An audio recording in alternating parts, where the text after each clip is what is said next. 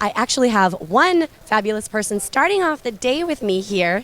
Daniel Coe, he is the Chief of Staff to Arianna Huffington. How are you? Doing well. I feel very honored to be the first one on your long list of interviews today. You're a very, very brave man, Daniel.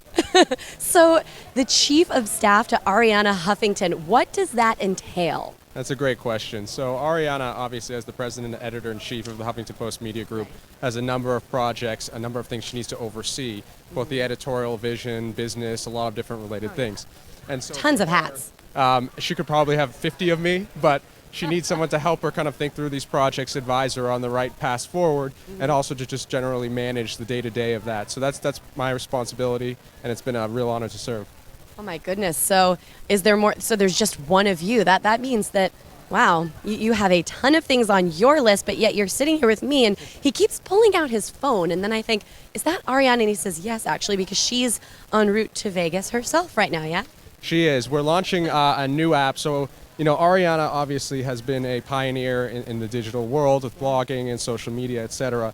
And so in her mind, there's so much that we've done to elevate that whole space. But she also believes deeply in the ability for technology to help people de-stress and not just get stressed.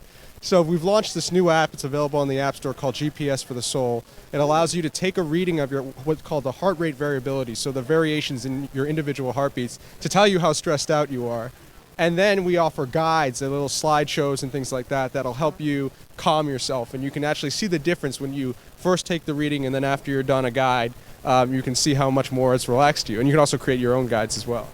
Have you checked Arianna's heartbeat after you have responded immediately to an email? I'm hoping it's down, but I haven't quite gotten that logistics sorted out. But I mean, Arianna, he's doing such a great job. I mean, just sitting here waiting for you. So there you go. There's that.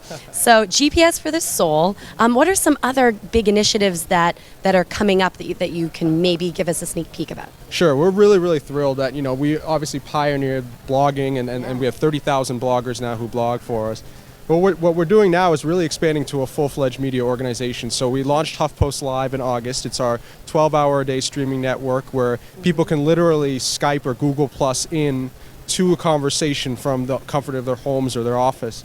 We also have launched a new magazine, Huffington Magazine. It's a fully dedicated iPad magazine. And we're really taking the blogging part to the next level upcoming, where we're really going to empower photos in the same way we empower bloggers. So we realize that there are so many freelance photo people out there who really want to be able to share their work. And so we're going to give them the platform through Huffington Post. We're really excited about that. It's quite interesting because digital publishing, particularly on an iPad or a tablet device, has really taken off. There are companies like Glossy that are doing that. Would you say that you're competing with companies like Glossy?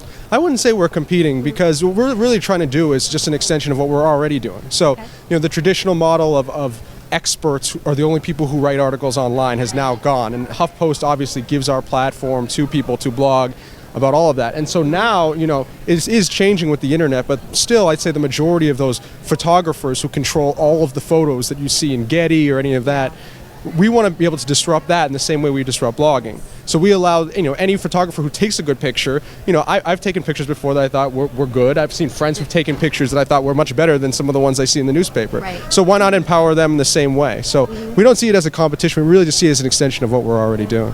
Do you think that we'll lose the term citizen journalist at some point because once all of these technologies become so pervasive where anyone has access to them and can create content across the board, whether it's with photos or being a blogger or whatnot, Sure. Do you think that term will just become non-existent? That's actually a great question. We actually had the term citizen journalist in our 2008 election cycle, where we actually had a couple of breaking stories that was actually brought to us by a citizen journalist. We reached out to our community and we said, if you have any tips about what's going on in the election, please let us know. And actually for the 2012 cycle, our new director of this whole initiative, Kristen Taylor, suggested that we get rid of the term citizen journalist, and we've turned it to open reporting. Ooh, much. I really like that. As a journalist, I like that. and it's very much how you phrased it. I mean, at this point, there's so much democracy in how we consume news that there really isn't a need for that title anymore. Yeah. And a lot of people may not prefer to be called that. They don't want to be called a journalist if they just want to write one story. So you're absolutely right. I suppose on my end of things, is there still a place for journalists in the sense of the ethics behind it, and how does Ariana deal with that?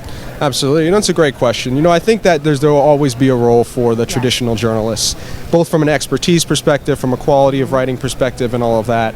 But I think what we've really tapped on with the blogging platform of the Huffington Post is that there are some people out there who don't necessarily want to be full-time journalists. Right. They might want to just contribute a piece that they thought was interesting, but they didn't want to necessarily stick to that schedule and everything like that. Or a witness to something. Exactly. So we think that there will always be a role. We have over 100, I think over 150 original reporters now on staff.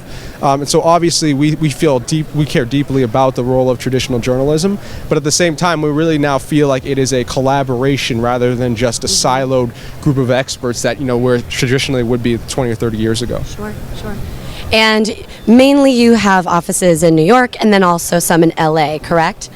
Yes, we do. And we also have a few local offices, one in Denver, one in Miami, and obviously the DC office. What about international? It's a great question. So we are now in 6 countries. I'm not going to remember all of them right now on the spot. No need. But it includes Brazil, Canada, Spain, Italy, and we're also recently just signed an agreement with Japan.